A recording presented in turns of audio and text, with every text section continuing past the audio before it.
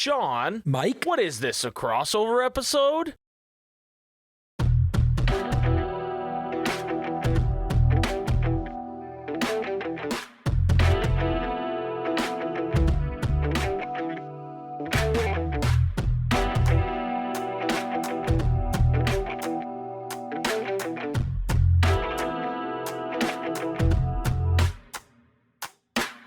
Hi, Sean. Hi, how's it going? I already messed up the intro. Welcome to episode 7, okay. guys. I don't know that the intro's ever going to be good. But here we are, ladies and gentlemen. This is What Is This, a crossover episode of BoJack Horseman podcast starring Sean and I. I'm Mike. I tend to say Sean and I when I'm trying to sound smart. But here we are. This is going to come out in such a long time. And you're just going to be... No one even understands that People reference. Like, so, what? We are covering episode 7 of season 1 of BoJack Horseman called Say Anything, which is, it's certainly an episode. Before we get into it, Sean, I have to remind everybody what happened on the day this episode released, which was August 22nd, 2014. Are you ready? I'm ready. California Attorney General Kamala Harris marries lawyer Douglas Emhoff in Santa Barbara. I think I've said his last name different every time. Probably. And, you may know her now as the current vice president of the United States of America. 49th, actually, vice president. So good for her. Good for her.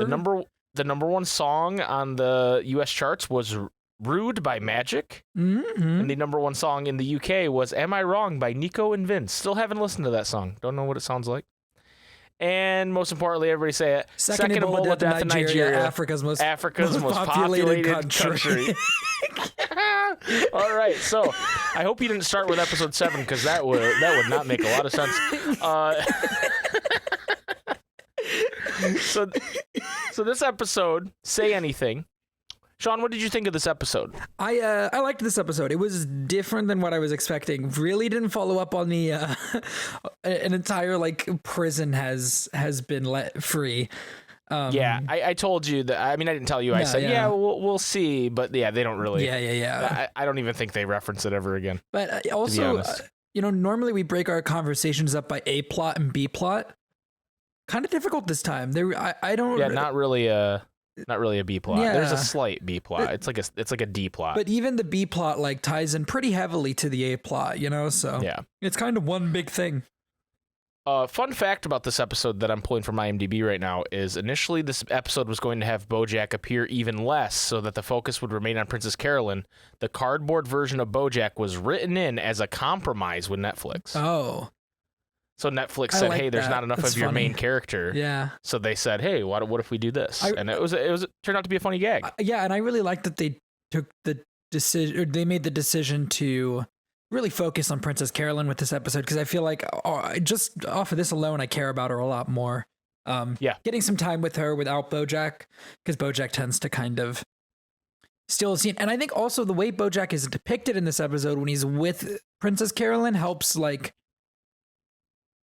you almost stay in her point of view every time he's on screen, if you know what I'm saying. A lot of times when BoJack is on screen, he kind of steals the show in a way that even though he's doing things that are really terrible to the people around him, you're still kind of seeing it from his point of view. But I feel like you pretty much spend this entire episode from her point of view, and whenever he is showing up, you're like, please leave. Go away. You're ruining this woman's life. Right. In the same way that she wants him out. Exactly. But yeah, like you said, there's not really a B plot here. The B plot, if anything, is that Todd takes over an ad read for the German bourbon. What did they call it? Shit. I think it was bourbon, Florgan bourbon or something. Basically German bourbon, which, as Todd points out in the episode, makes zero sense. Yeah. Okay. So here we go. Welcome to Sean Doesn't Know Things. What's the deal with bourbon? I don't know things. You don't know about bourbon? I don't know about bourbon. Bourbon is made in a specific part of. Hold on. Let me look. So I don't want to talk out of my ass here. I'm not a big drinker, so I gotta. Okay. Me neither.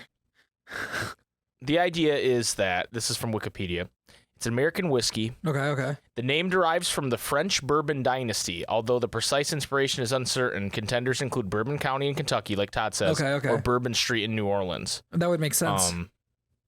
Yeah, so basically the idea that you could make bourbon somewhere else doesn't make a whole lot of sense. Yeah. Because it's supposed to be in somewhere, where that dynasty comes from. So saying, oh, this is our bourbon. It's like, well, wait a minute. You can't just really do that. So right. This is the first time I realized, Germans trying to take something that other people have and make it their own. What a surprise. Okay. Hey, look, it fits the theme of the movie. Yeah, the Ava Braunness of it all, right? But this is the first time I'm learning that Bourbon Street isn't named after bourbon. Yeah, it's the other way around. That's crazy. I didn't know that. Yeah, that's pretty insane, actually. But yeah, so there's the Jurgen bourbon or whatever they say. I don't fucking remember the name.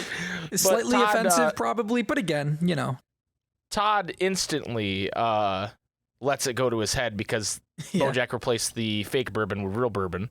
Yeah, I don't know that that's the only reason why. Well, he's also Todd. Yeah, he's a bit Todd, but I do like he instantly goes prima donna. He's like, I won't let it go to my head. Who's sitting in my chair? Like instantly. Frame one lets it go to his head. And he has another joke later in the episode where he's like, I'm trying to get into the character and there's all these red blinking robots around me.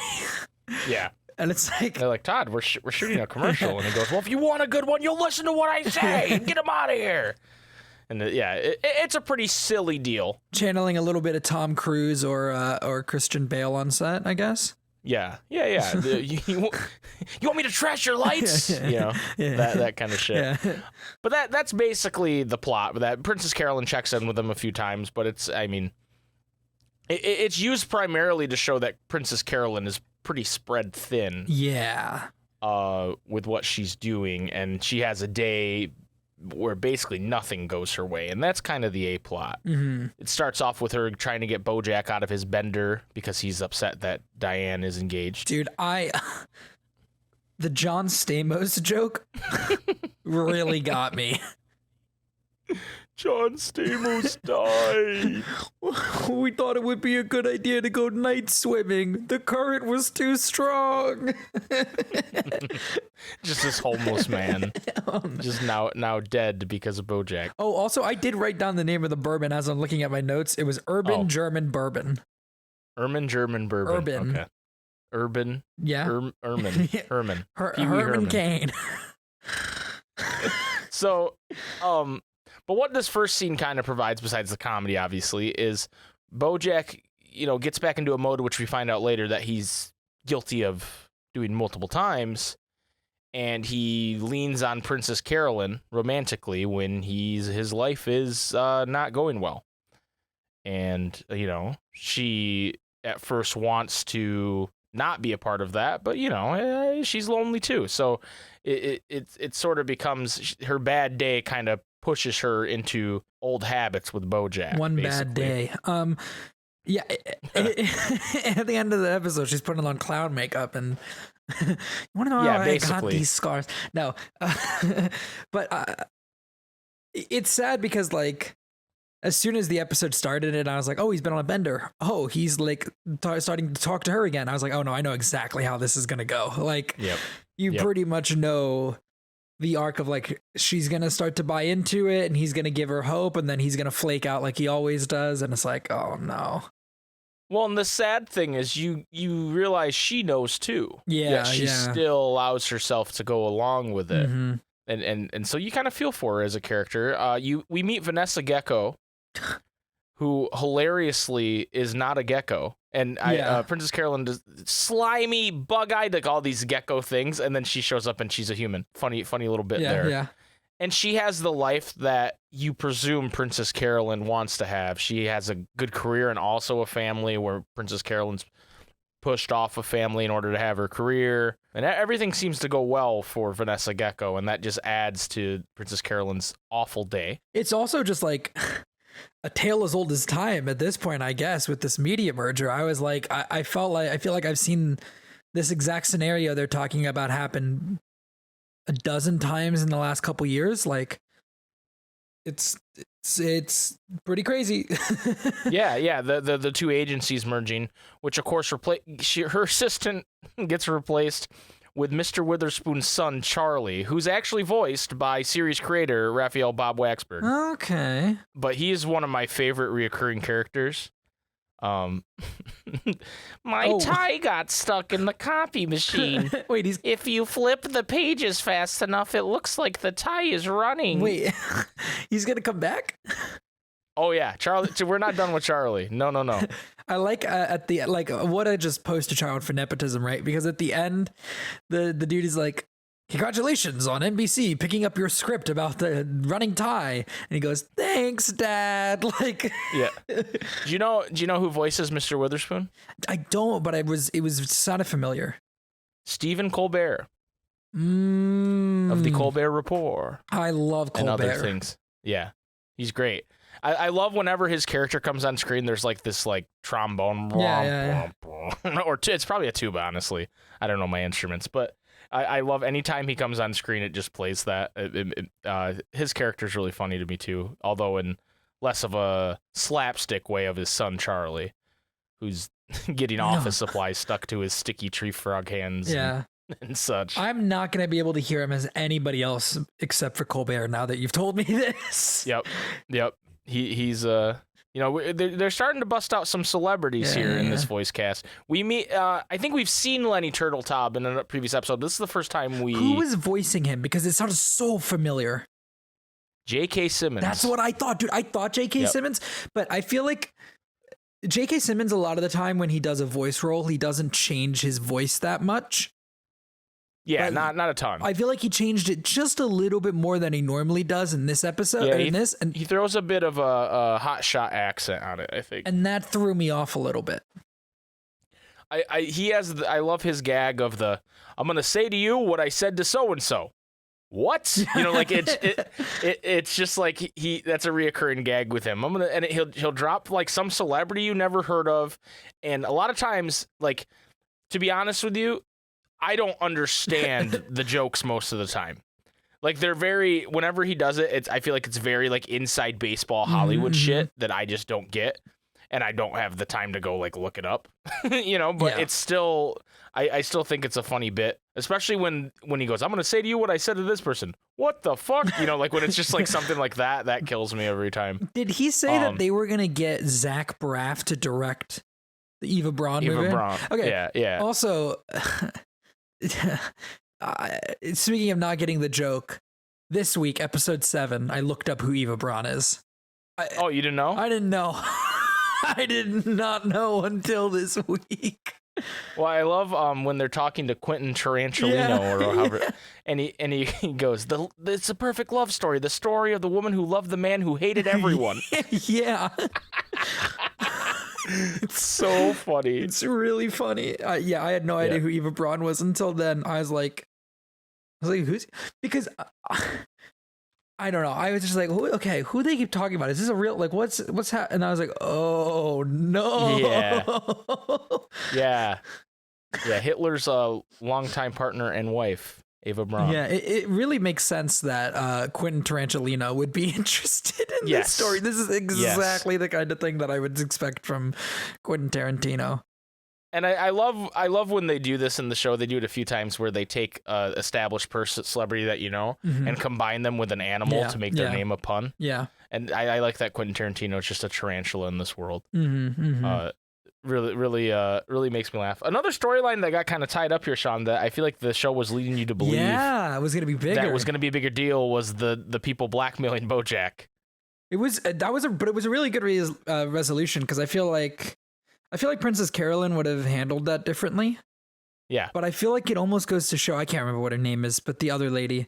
Vanessa Gecko? Vanessa Gecko. I kind of think it shows that, like, there's a reason she's successful. Like, she handles that situation kind of perfectly. Yeah. She accuses them of killing Tupac Shakur. Yeah, that's what I often do when I am being when I'm trying to get out something, people. I say, "Hey, aren't you the one who killed Tupac Shakur?" Aren't you the guy and then that I get out of it. Killed Tupac?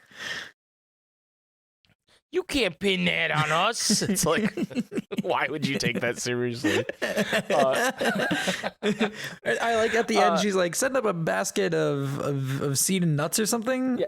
That was fun. Send those guys a fruit basket or something. Just something like that. Like it's a bird-related food. It's not like, you know. Oh, you're right. You're right. It is. It's like bird seed or something. Yeah. We're kind of jumping around, but I think it works for what this episode is, which it's kind of just chaotic, trailing Princess Carolyn's day and chaotic. Bojack sets up the standee of himself that just it's him saying Jerry Maguire quotes because that's her favorite movie. So in this universe, was he in Jerry Maguire, or did he just record? No, he knows it's her favorite movie because it's about a sports agent. Okay, and he just records lines from it. It's so stupid and ridiculous. I really hope the Bojack standee comes back. You know, I can neither confirm nor deny that. I really hope it comes back. But what it did provide is it provided her an idea to kind of fix her problem, because basically Vanessa Gecko takes over a territory, steals her client, and gets the Ava Braun movie going. But then she gets Cameron Crowe, who hilariously is not a crow but a raven. She gets him to the director of Jerry Maguire to make a what was the movie? It was Suffrage Town or something. Suffragette. Suffragette City. That's right. With that actress, and then she kind of gets the best of Vanessa Gecko there, which it's probably the one positive thing that happened in her day. So, okay, Sean is young and doesn't get the joke. Cameron Crowe at the bottom of the. So I assume he did We Bought a Zoo, because at the bottom, like, there's a joke there where it's like she gives him the Suffragette City book, and it reads like. I can't even remember what it reads, but it reads like it's a bunch of like genres that I presume Cameron Crowe stays in a lot. Cameron Crowe wrote We Bought a Zoo. He wrote the screenplay for We Bought a Zoo, and I don't. He might have directed too. Hold on. He directed We Bought a Zoo as well. He's known for and the title of this this episode's interesting because he directed the movie and wrote Say Anything. Okay. Which is why this episode is named that, which I've glossed over earlier. Never seen that, but yeah. Oh, you never seen Say Anything? Nope. It's been a long time, but it's the one where John Cusack holds the boombox over his head. Oh, shit. That's from that? Yeah, from the 80s.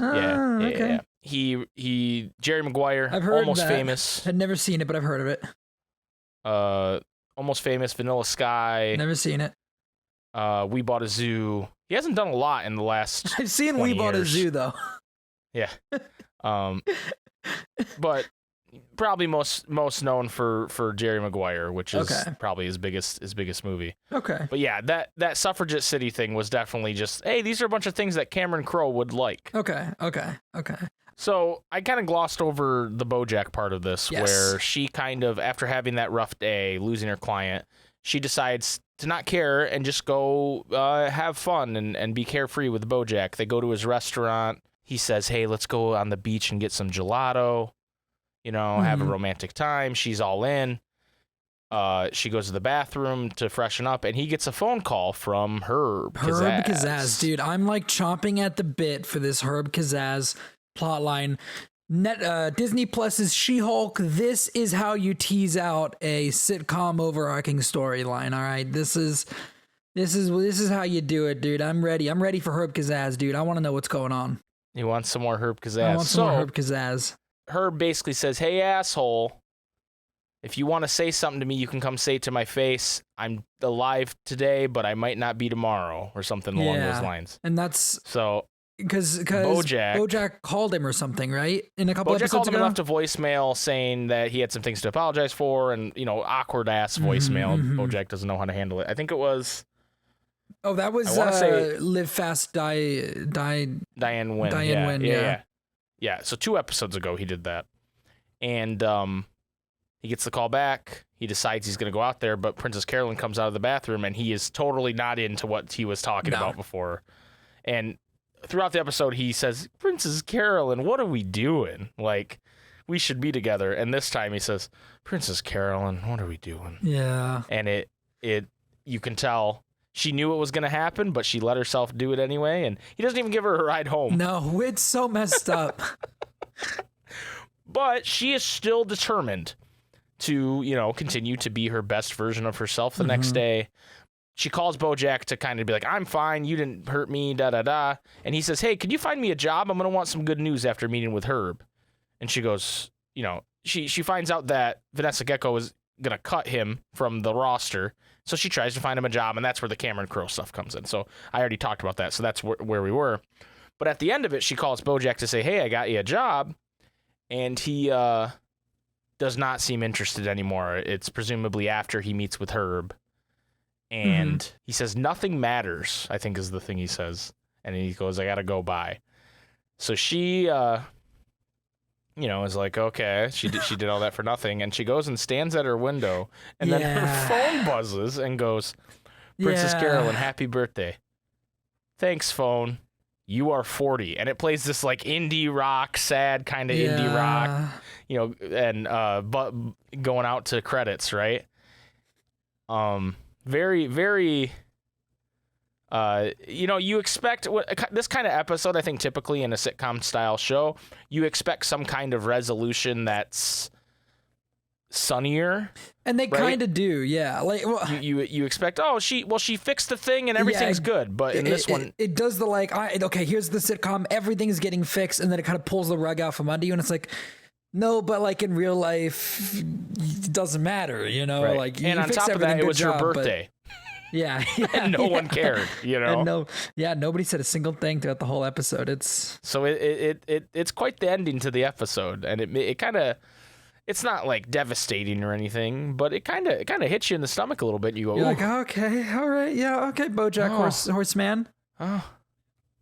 So I don't know if you remember this, Sean, because we recorded the first episode so long ago. Okay. I told you that there was an episode that I watched with my roommate, and she turned to me and said, "What the fuck is this show?" Is it this one? It is this one. Wow. That ending got her, and I was like, I don't know, but I'm in on this show. Okay, like I'm gonna keep watching it. But this is the ending that. I don't think she watched an episode after that. She was like, this is depressing. I'm not watching this. So, but I dug back in and kept watching. I think the one where I was, I think that for me was last episode. A Story is a D Story. A Story is a D Story. That's where I was like, what the fuck is this show? Yeah. Like, I think because like it's kind of goofy in its premise, him stealing the Hollywood D. Yeah. Like it's there, but it's not as apparent if you're not really paying attention. Yeah. But this one really just gets in your face and goes, hey, this is sad. There's really nothing like. It's a strange watch, to be honest. It is. It is. And you need to get used to it because I'm excited. It's going to continue very much so. Diane being there at the end kind of threw me for a loop.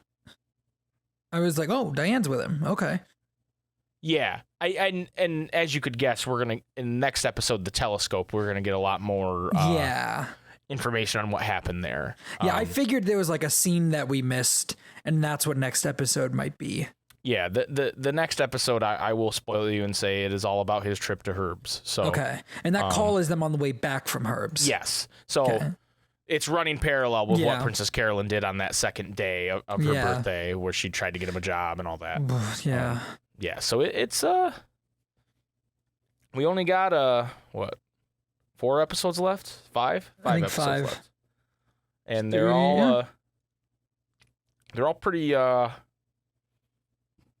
all but one are pretty heavy. Actually, all but 2. Okay. 3 of the 5 are pretty heavy, including next episode, I would say. But they're still funny. I expect well, this episode, even though it was pretty heavy, had a joke that we haven't talked about that. I mean, not only like made me laugh, but I sat back in my chair like in shock and like unsure of what was happening. And it's when they're in the diner. And the waitress. This was gonna be my favorite animal joke. Is her milking herself for the milk? This is also my favorite animal joke. But I was like, dude, I was watching the episode, and I moved back like in shock. I was like, wait, what's happening? The noise is pretty striking. Yeah, it's.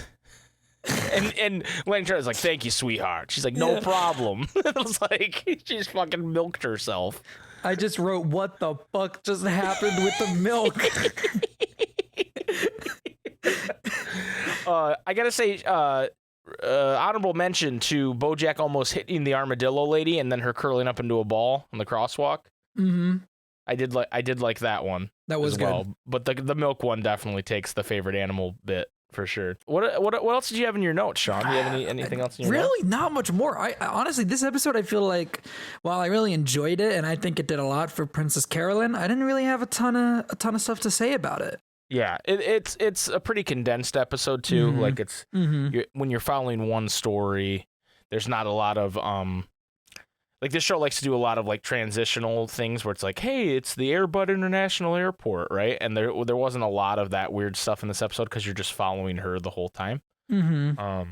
Yeah, no, I still think it's a very solid episode. Yeah, I like it a lot, especially when you consider the ending, which I think is one of the first big gut punches the show really gives you. I think also Will Arnett's performance in the final scene is very good because I think it's a little unlike anything we've heard from BoJack before. Yeah, kind of this numbness in him. I think it was very well done. Yeah, I mean Will Arnett. If you don't like Will Arnett, you're crazy. Anything I see him in, dude, he just either makes me laugh or makes me upset. He's like the best Batman. He is the best Batman. This is true. He's like the best Batman. He's also the best Vernon in Ninja Turtles. Vernon? Yeah. Who's Vernon?